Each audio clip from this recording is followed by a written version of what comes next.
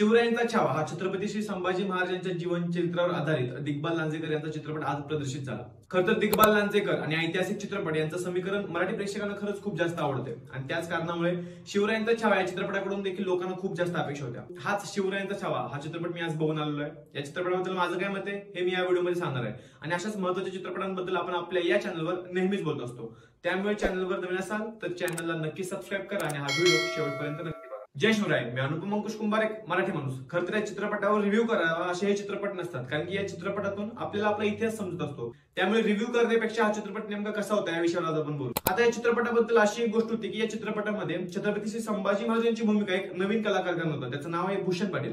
आता भूषण पाटील हा मराठी सिने इंडस्ट्रीमध्ये आधीपासून जरी काम करत असेल तरी लोकांना त्याचं नाव माहित नव्हतं किंवा त्याचं जास्त काही काम माहित नव्हतं। त्यामुळे ही खूप मोठी रिस्क दिग्बाल लांजेकर यांनी घेतली का, संपूर्ण टीमने घेतली का, सगळ्यांना वाटत होतं। मला देखील तसंच वाटलं होतं की छत्रपती संभाजी महाराजांची भूमिका एखाद्या जाणत्या कलाकाराला दिली असती तर त्यांनी ती चांगल्या पद्धतीने पार पाडली असती का, पण पिक्चर बघून मला असं वाटतं की भूषण पाटील यांनी ती संपूर्ण भूमिका जी होती ती लिलया पार पाडलेली आहे। खरं तर गश्मीर महाजन यांनी जी हंबीरराव मोहिते या चित्रपटामध्ये जी काही भूमिका पार पाडली ती भूमिका उत्तम होती, यापेक्षा असं आपण म्हणू शकतो। पण भूषण पाटील कुठे कमी पडले असं देखील या चित्रपटामध्ये दिसून नाही आलं। आता या संपूर्ण चित्रपटाबद्दल बोलायला गेलं तर या चित्रपटातील सगळ्यात चांगली गोष्ट होती ते म्हणजे या चित्रपटाचं लिखाण। आणि हो, मी असं देखील म्हणू शकतो की कुठे कुठे हेच लिखाण आपल्याला खटकू देखील शकतं चित्रपट बघताना। चित्रपटाच्या सुरुवातीलाच एक वाक्य असं येतं की छत्रपती शिवरायांचं आणि छत्रपती श्री संभाजी महाराजांचं नाव घेतलं तर 7 जन्म आपले पारणं फेडल्यासारखं होतं। तर हे वाक्य ऐकून अंगावर शहारा देखील येतो। पण पुढे जाऊन असे काही वाक्य आहेत जिथे अतिशयोक्तीचा वापर करण्यात आलेला, म्हणजे उगाच अति दाखवण्याच्या नादामध्ये त्या डायलॉगचं थोडंसं महत्व कमी झालेलं आहे या चित्रपटामध्ये, असं मला पर्सनली वाटलं। तुम्ही चित्रपट बघून आणि मला कमेंट्समध्ये नक्की सांगा तुम्हाला देखील असं वाटतंय का। आता कास्ट सिलेक्शन बद्दल बोलायला गेलं तर चित्रपटामध्ये आपल्याला जवळपास सगळेच चेहरे हे नवीन चेहरे दिसतात। म्हणजे आपण जे शिवराज अष्टक बघत आलेलो आहे दिग्बाल लांजेकर यांचं, त्यातले फक्त छत्रपती शिवरायांच्या आणि आऊसाहेबांची भूमिका सोडली तर सगळे चेहरे नवीनच आहेत या चित्रपटामध्ये। म्हणजे चिन्मय मांडलेकर आणि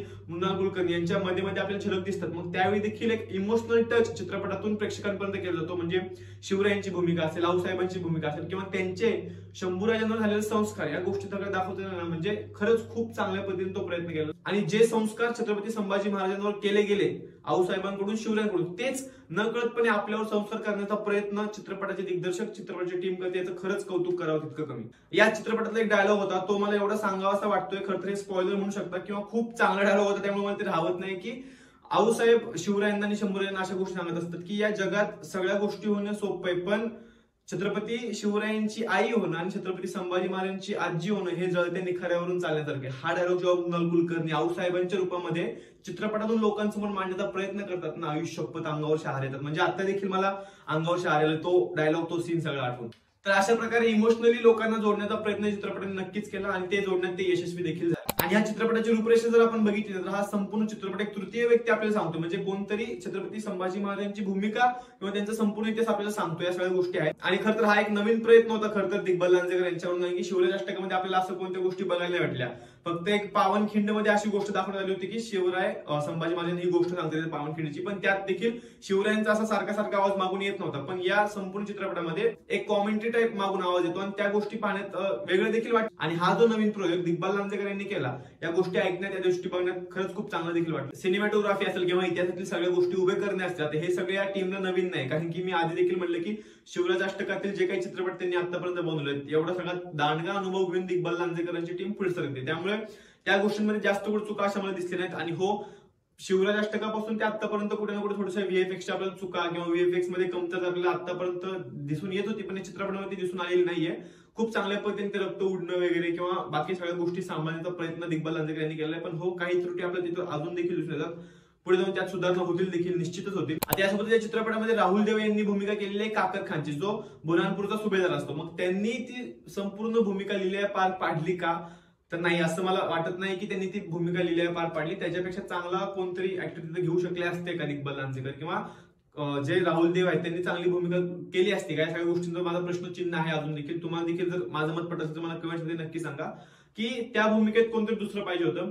परत औरंगजेबाची ज्यांनी भूमिका केली त्यांनी ती चांगल्या पद्धतीने पार पाडण्याचा प्रयत्न केला। औरंगजेबाचा जास्त काय उल्लेख किंवा जास्त काय प्रक्षेपण आपल्याला चित्रपटामध्ये दिसून येत नाही। संपूर्ण चित्रपट हा बुरहानपूरची जी लूट आहे त्या चित्रपटाच्या लुटापासून ते संभाजी महाराज म्हणजेच भूषण पाटील असतील, त्यासोबतच राहुल देव म्हणजेच काकर खान असतील, यांच्यामध्ये हा चित्रपट आहे पूर्णपणे. आणि हो, चित्रपट संपल्यानंतर शेवटी येऊन येते की शौर्यगाथा पुढे चालू राहील, त्यामुळे कदाचित शिवरायांचा छावा ह्या सिरीज मध्ये देखील अजून पिक्चर येण्याची शक्यता आहे दिग्बल लांजेकर यांच्याकडून. आणि बाकीच्या त्याचा साईड ऍक्टर्स बद्दल बोलायला गेलं तर त्यांनी काम उत्तम केलंय. बहिर्जी नाईक म्हणून आपल्याला दिग्बल लांजेकर यांना बघायची सवय झाली होती, ती सवय लगेच मोडीत काढता येत नाही या चित्रपटातून. हे देखील आपण गोष्ट लक्षात ठेवू. आपण कुठे त्यांना मिस करतो की नाही दिग्बल लांजेकर तिथे पाहिजे होते. पण नवीन जे ऍक्टर आहेत त्यांचं नाव मला माहित नाही, पण त्यांनी देखील उत्तम कामगिरी केलेली आहे.